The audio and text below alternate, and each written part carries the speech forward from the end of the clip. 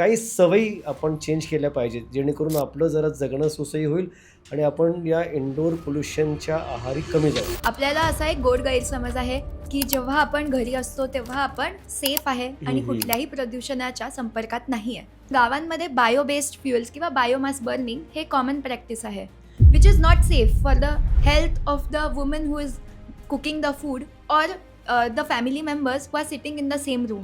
बऱ्याच वेळा आपण जी भांडी वापरतो स्वयंपाक करण्यासाठी, त्याच्यामध्ये पण काही कोटिंग असं असतं मला वाटतं. हो, ते पण आपल्या जेवणातून आपल्या अंगात जातं आणि आपल्याला दे आर मोर कार्सिनोजेनिक, म्हणजे कॅन्सर कॉज करतात का? धूर आणि धुका हे दोन असे घटक आहेत जे आपल्याला टाळायचे आहेत. एसीची हवा आपल्याला कितपत घेणं योग्य आहे आणि त्यामुळे काही त्रास होऊ शकतो? Sponsored by doctor Hasmukh Gujar's, heart beat care centre, दिल से दिल तक. मित्रांनो, आपण रोज चांगलं अन्न खातो, आपण रोज व्यायाम करतो का? कारण आपल्याला एक छान आणि निरोगी आयुष्य जगायचं आहे आणि ह्या गोष्टी आपण करू शकतो कारण की हे करणं आपल्या हातात असतं. पण असा एक घटक आहे जे आपल्या अगदी हाताबाहेर आहे, पण हा घटक आपल्या आरोग्याला फार धोकादायक आहे. कारण हा घटक आपलं शरीर पोखरून टाकतं आणि आतल्यात आपल्याला कुमकुवत करतं. हो, हा घटक आहे पोल्युशन. नमस्कार, मी आहे डॉक्टर मुकेश जैन आणि तुम्ही पाहत आहात आरोग्याचा राजमार्ग, तुमच्या आरोग्याला योग्य दिशा देणारी व तुमच्या आरोग्याची काळजी घेणारी एक उत्कृष्ट आणि लोकप्रिय आरोग्य मालिका. मित्रांनो, मगाशी सांगितल्याप्रमाणे पोल्युशन हा असा घटक आहे जो आपल्या बॉडीमध्ये स्लो पॉयझनचं काम करतो आणि आपलं लाईफस्पॅन म्हणजे आपलं आयुष्यमान कमी करतो. ही अतिशय महत्त्वाची, गंभीर आणि चिंतेची बाब आहे आणि याच विषयावर आपण आज चर्चा करणार आहोत. आणि ह्या विषयावर आज आपल्याकडे तज्ज्ञ, डायनामिक आणि यंग महिला आलेल्या आहेत आणि त्यांचं नाव आहे कुमारी सिद्धी शिंगवी. सिद्धी मॅडमने IIT मुंबईमधून MSc एन्व्हायरमेंटल सायन्स आणि इंजिनिअरिंगची डिग्री घेतलेली आहे आणि सध्या त्या एका मोठ्या कंपनीमध्ये प्रोडक्ट स्टुअर्डशिप आणि सस्टेनेबिलिटी इंजिनियर ह्या पदावर कार्य करत आहेत. चला तर मग सिद्धी मॅडमसोबत गप्पा मारूया, जाऊया आरोग्याच्या राजमार्गावर आणि करू आपला हा आरोग्याचा प्रवास. सिद्धी मॅडम, तुमचं पुन्हा एकदा स्वागत आमच्या आरोग्याच्या राजमार्गावर. नमस्कार. पण मागच्या एपिसोडमध्ये आपण आउटडोर पोल्युशनबद्दल बरंच काही तुमच्याकडनं जाणून घेतलं आणि आमच्या प्रेक्षकांनी बराच त्याचा फायदा झाला असणार आहे. ह्या एपिसोडमध्ये आपण जास्त करून इंडोर पोल्युशन, जे आपण जेव्हा घरी राहतो तर घरच्या घरी आपल्याला पोल्युशनच्या समस्या कशा असतात आणि त्या कमी करण्यासाठी आपण त्याचे उपाय कसे केले पाहिजेत? हो, सो इंडोर एअर पोल्युशन हा टॉपिक बऱ्याच लोकांना माहिती नाही आहे. आपल्याला असा एक गोड गैरसमज आहे की जेव्हा आपण घरी असतो तेव्हा आपण सेफ आहे आणि कुठल्याही प्रदूषणाच्या संपर्कात नाही आहे. पण हे खरं नाही आहे. आपण आपला 80 ते 90% टाईम हे इंडोर्स स्पेंड करतो आणि आजकाल घरामध्ये वेगवेगळे प्रोडक्ट्स यूज केलेले आहेत ते खूप सेफ नाही आहेत. So right from paints that we use on the walls to the furniture that is there around us, everything is emitting volatile organic compounds. So हे म्हणजे टॉल्युइन, बेन्झीन, झायलीन असे वेगवेगळ्या प्रकारचे ऑर्गॅनिक सॉल्व्हेंट्स, पेंट्स त्याचबरोबर फर्निचरमध्ये use केलेले असतात आणि हे एमिट होतात. So we are exposed to these kinds of aerosols around us. त्याचबरोबर आपण घरामध्ये अगरबत्तीचा वापर करतो, मॉस्किटो कॉइल्स जाळतो, एअर फ्रेशनर्स वापरतो, परफ्यूम्स वापरतो. या सगळ्यामुळे आपल्या आजूबाजूला खूप जास्त VOCsचा प्रमाण असतो. अजून एक इंडोर एअर पोल्युशनचा मोठा कारण म्हणजे फ्युएल बर्निंग. सो आपण कुक करताना जे फ्युएल वापरतो आहे, शहरांमध्ये तर आपण गॅसोलिन किंवा LPG वापरतो, पण गावांमध्ये बायो बेस्ड फ्युएल्स किंवा बायोमास बर्निंग हे कॉमन प्रॅक्टिस आहे, which is not safe for the health of the woman who is cooking the food or the family members who are sitting in the same room. They all are exposed to a very potent hazard of PM 2.5 which is coming out of that smoke. आपल्या घरामध्ये अजून पण बऱ्याच अशा गोष्टी आहेत जसं की कार्पेट्स, कर्टन्स ज्यावर खूप धूळ साचते आणि त्यामध्ये सुद्धा PM 2.5, PFAS यासारखे कंपाऊंड्स साठलेले असतात. हवा आली की ते डस्टच्या रूपामध्ये आपल्या शरीरामध्ये जातात. यांचा सर्वात जास्त धोका लहान मुलांना असतो कारण ते जमिनीवरच खेळतात आणि ते जमिनीवरचं काही पण पडलेलं पण खाऊ शकतात. सो मुलांना डस्टी कार्पेट्सवर खेळायला बिलकुल दिलं नाही पाहिजे कारण त्यामधून त्यांना PFASच्या एक्सपोजर खूप जास्त होऊ शकतो.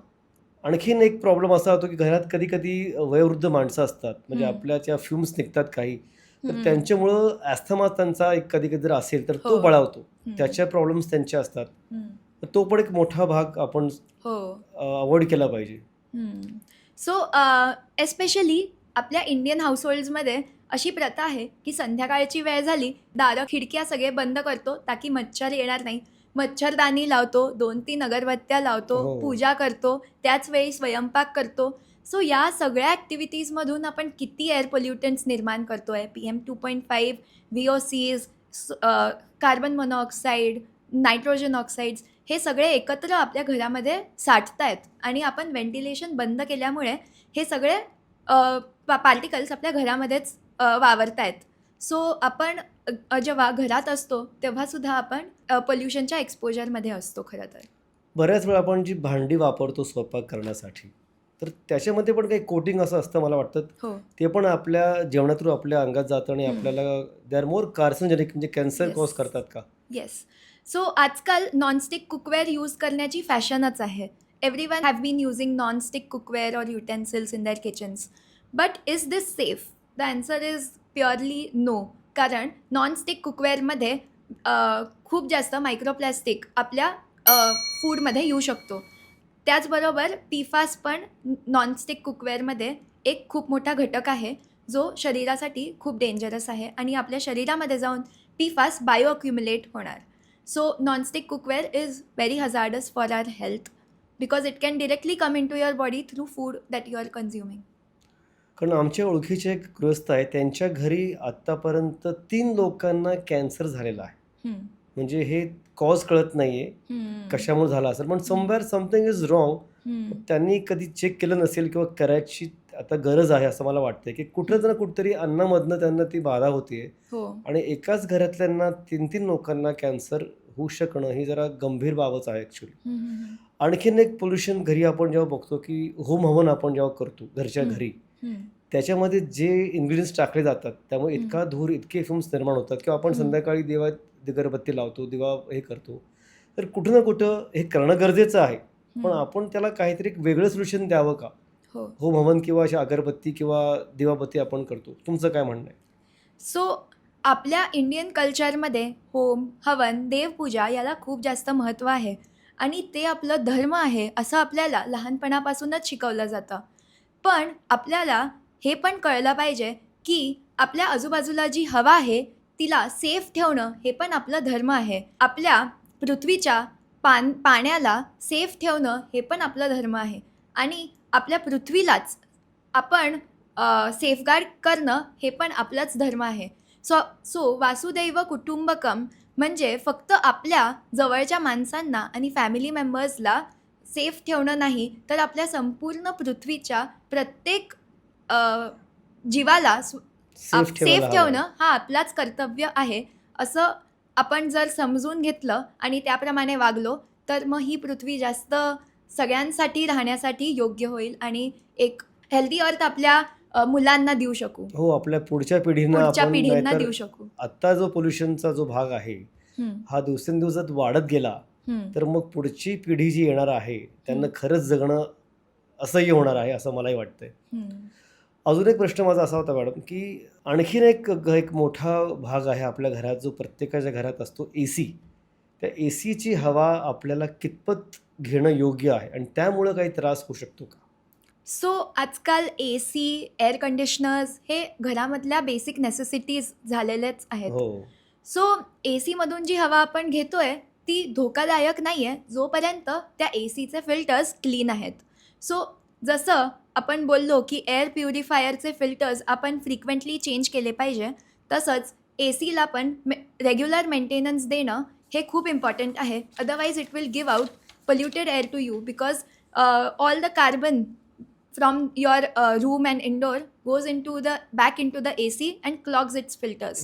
And once the filters are clogged, it will give out the carbon monoxide rich air back to you and in the room. So the AC becomes dangerous if it is not well maintained. त्याचबरोबर आपण जे घरामध्ये air coolers वापरतो, water coolers वापरतो, त्याचं पण maintenance म्हणजे पाणी रेग्युलरली चेंज करणं तेवढंच इम्पॉर्टंट आहे. कारण या पाण्यामध्ये धूळ साचते किंवा ते पाणी खराब झाल्यानंतर त्या पाण्यातून पाण्यात म्हणजे ते हवेमध्ये येऊन आपल्या नाकात जाऊ शकतो. बरोबर सो आहे. Maintenance is very important. हे झालं आपण त्या कुदरच्या पाण्याबद्दल बोलतोय. पण अजून एक असं आहे, की आपण जो पाणी पितोय, आरो वॉटर म्हणा, मिनरल वॉटर म्हणा किंवा बाकीच्या फिल्टर्ड वॉटर म्हणा, पण जे आपण समजतो तो चांगला आहे, फिल्टर्ड आहे, चांगला आहे, पण ते तेवढं चांगलं असतं का? हा एक ओके. मोठा प्रश्न आहे. हा एक खूप महत्त्वाचा आणि इंटरेस्टिंग प्रश्न तुम्ही विचारला आहे. आता तुम्ही डॉक्टर आहात. सो तुम्ही कुठल्याही रुग्णाला जेव्हा ट्रीटमेंट देता, त्याच्या आजारानुसार त्याला ट्रीटमेंट देता. बरोबर ना? हं, हं, हं. तसंच आपण जेव्हा आपल्या घरासाठी एक वॉटर प्युरिफायर निवडतोय, तेव्हा आपण आपल्या पाण्याचा सोर्स काय आहे आणि त्याची क्वालिटी म्हणजे TDS त्याचं काय आहे, हे बघितलं पाहिजे. ओके. TDS म्हणजे टोटल डिझॉल्व्ड सॉलिड्स. सो आता आपल्या घरामध्ये मोस्टली शहरांमध्ये म्युन्सिपॅलिटीचं पाणी येतं, ज्याचं TDS साधारण 300च्या आतच असतं आणि याला सॉफ्ट वॉटर असं म्हणतात. सो या पाण्याला वेगळं RO फिल्टर लावण्याची गरज नाही आहे. अच्छा. याला सिम्पल फिल्टरेशन किंवा ॲक्टिवेटेड कार्बनचं जे फिल्टरेशन होतं, त्याच्यानी जे सगळे सस्पेंडेड पार्टिकल्स आहेत किंवा क्लोरीन आहे पाण्यामधलं, त्याचबरोबर जे सगळे ऑर्गॅनिक कंपाऊंड्स आहेत, हे सगळं त्या पाण्यातून निघून गेलेलं असतं using the ultra filtration which is called UF or the normal carbon filtration or carbon filters. म्युन्सिपॅलिटीचं सॉफ्ट वॉटर जर आपल्या घरात येत असेल तर RO लावण्याची गरज नाही आहे. पण जर तुमच्या घरामध्ये बोरवेलचं पाणी येतं आहे, तर बोरवेलचं पाणी यामध्ये TDS असतं साधारणतः 500च्या वर. अच्छा. याला हार्ड वॉटर असं म्हणतात आणि या पाण्याला शुद्ध करण्यासाठी आपल्याला ROची गरज पडू शकते. कारण RO हे एक खूप ॲडव्हान्स्ड टेक्नॉलॉजी यूज करून म्हणजे रिव्हर्स ऑस्मॉसिसची टेक्नॉलॉजी यूज करून पाण्याला एका मेम्ब्रेन थ्रू पास करतात आणि त्यात असलेलं सगळे आयन्स, सगळे मायक्रोप्लॅस्टिक्स, सगळे वेगवेगळे बॅक्टेरियाज आणि त्याचबरोबर हे सगळे TDS suspended particles everything is removed and you get drinking water which is very safe for drinking. But there is one drawback here. RO is also removing magnesium and calcium from the water. अच्छा. So ते पाणी mineral deficient होऊन जातं. तर RO पाणीला रिमिनरलाइज करणं हे योग्य ठरेल कारण त्यामध्ये मिनरल्स नसतात. Once it is RO water त्यातले बरेच मिनरल्स तुम्ही कमी करताय. जर तुम्ही सॉफ्ट वॉटरला म्हणजे म्युन्सिपॅलिटीच्या पाण्याला जर तुम्ही RO फिल्टर्स पास केलं तर त्यातले तुम्ही आयन्स पूर्णच कमी करून टाकताय. ओहो. सो कुठलं तरी महाग टेक्नॉलॉजी यूज करून तुम्हाला वाटेल की you are actually drinking better more safe water, हां. But you can also be removing minerals and making the water less useful for your body. बरोबर आहे. हे सगळं आपण आता बोललो पोल्युशनबद्दल इंडोरच्या. आता मला तुमच्याकडनं काही अशा गोष्टी ऐकायच्या आहेत, की काही सवयी आपण चेंज केल्या पाहिजेत, जेणेकरून आपलं जरा जगणं सुसह्य होईल आणि आपण या इंडोर पोल्युशनच्या आहारी कमी जाऊ. तर what are the things you suggest नाव? सो इंडोर एअर पोल्युशन कमी करायचं असेल तर सर्वात पहिले आपल्याला घरामध्ये क्लीन फ्युएल्सचा वापर केला पाहिजे. म्हणजे कुकिंग करताना आपल्याला LPGचा वापर जर आपण केला तर त्यातून नेग्लिजिबल PM म्हणजे पोल्युटंट्स किंवा PM 2.5 आणि बाकी इतर पोल्युटंट्स कमीत कमी निघतात. आणि त्याचबरोबर किचनमध्ये आपल्याला चिमणीचा आणि एक्झॉस्टचा वापर करणं हे तितकंच महत्त्वाचं आहे. सो कुकिंग करण्याच्या एक साधारण 5 मिनटाआधी आणि कुकिंग झाल्यावर 10 मिनटापर्यंत आपण एक्झॉस्ट आणि फॅन चालू ठेवला पाहिजे. All the pollutants which are caused by cooking are diffused away. आता हे झालं कुकिंगचं. आता आपण जी अगरबत्त्या आपण घरामध्ये लावतो किंवा एअर कंडिशनर्स, एअर फ्रेशनर्स ते आपण थोडंसं कमी केलं पाहिजे. आणि जर आपण एअर फ्रेशनर मारला आहे तर थोडी हवा बाहेर जाऊ दिली पाहिजे रूमच्या. आणि अगरबत्ती एकपेक्षा जास्त तर टाळावीच. घरामध्ये स्मोकिंग, वेपिंग अशा गोष्टी तर बिलकुल नाही झाल्या पाहिजे. This is just very dangerous for your health. Already बाहेर इतकी जर हवा टॉक्सिक आणि डेंजरस आहे तर तुम्ही घरात पण ती हवा करताय तर you are inviting death for you. And हे स्मोकिंग, वेपिंग तर टाळलंच पाहिजे. त्याचबरोबर आपल्याला घरात थोडी स्वच्छता ठेवली पाहिजे. कार्पेट्स, कर्टन्स हे रेग्युलरली क्लीन केले पाहिजे. जिथे जिथे धूळ साचते आहे ती वेळोनवेळी साफ केली पाहिजे. लहान मुलांना धूरपासून दूर ठेवलं पाहिजे. धूर आणि धुका हे 2 असे घटक आहेत जे आपल्याला टाळायचे आहेत. simple. So this will protect you from a lot of pollution, air pollution. Okay. त्याचबरोबर मी पोश्चर करेक्शनबद्दल सांगितलं होतं. हो, हो. आपल्याला पोश्चर आपला करेक्ट करायचा आहे, स्ट्रेट बॅक ठेवायची आहे, रेग्युलरली ब्रीदिंग एक्सरसाइज प्रॅक्टिस करायची आहे. आणि जे लोक फिश खातात किंवा सी फूड खातात, तर आजकाल बिकॉज ऑफ प्लॅस्टिक पोल्युशन जे आपण प्लॅस्टिक वापरून ओशन्समध्ये डंप करतो आहे, नद्यांमध्ये डंप करतो आहे, आणि मग त्याच नद्यांमध्ये हे आपले फिश, क्रॅब्स, वेगवेगळे जे आपण जे मरीन ॲनिमल्स आहेत, they are expose to these microplastics which go and bio accumulate inside their bodies. And the same marine, like once that fish is out of water, you are eating the same fish which is having a lot of microplastic, and this way you are actually consuming microplastic through seafood, and it is so again it is invisible to you, but it is causing a lot of hazard. So seafood खाताना थोडंसं लक्ष ठेवलं पाहिजे. So vegetarian food तर चांगलंच आहे आणि vegetarian food खाल्लं पाहिजे. ग्रेट. फार छान दिलीत माहिती सिद्धी मॅडम. माझा एक थोडासा रॅपिड फायर राऊंड होणार आहे परत तुमच्या आता. Okay. Shall we start? Yes. आपण जे इंडोर प्लांट्स लावतो ते हम्म. खरोखरच हवा शुद्ध करतात का फक्त एक मिथ आहे तो? You are planting inside your house is mostly for aesthetic purpose. आपण जर हे समजतोय की आपण प्लांट्स लावून एक शुद्ध हवा आपल्या घरामध्ये वावरणार आहे, तर it is not completely true. कारण त्यातून जी हवा येते ती इतकी नाही आहे की ती पूर्ण रूमला सफाईस करेल. आपल्या रूमचा जो व्हॉल्यूम आहे तो खूप जास्त असतं as compared to what the plant is giving out to you. It is good to have plants inside your house. It is definitely giving you good air, but not to the full capacity of the room. Plastic बॉटलमध्ये पाणी ठेवणं योग्य आहे का अयोग्य आहे? हे अयोग्य आहे. प्लॅस्टिकमध्ये असलेलं पाणी कन्झ्युम करणं आपल्यासाठी खूप डेंजरस आहे. प्लॅस्टिकमध्ये वेगवेगळे, जसं मी सांगितलं, PFAS आहे, मायक्रोप्लॅस्टिक्स आहे. ही बॉटल गरम पाणी जर आपण प्लॅस्टिकमध्ये टाकलं तर हे मायक्रोप्लॅस्टिक्स आपल्या पाण्यामध्ये लीक होतात आणि तसं आपल्या शरीरामध्ये जातात. सो प्लॅस्टिकमधलं पाणी पिणं हे धोकादायक आहे. व्हॅक्यूम क्लीनर का झाडू, which is the best one? So नाव जेव्हा आपण ड्राय स्वीपिंग करतो झाडूनी, तेव्हा आपण ॲक्च्युली जे खूप जर धूळ असेल तर ती हवेमध्ये सस्पेंड होती आपल्या घरामध्ये.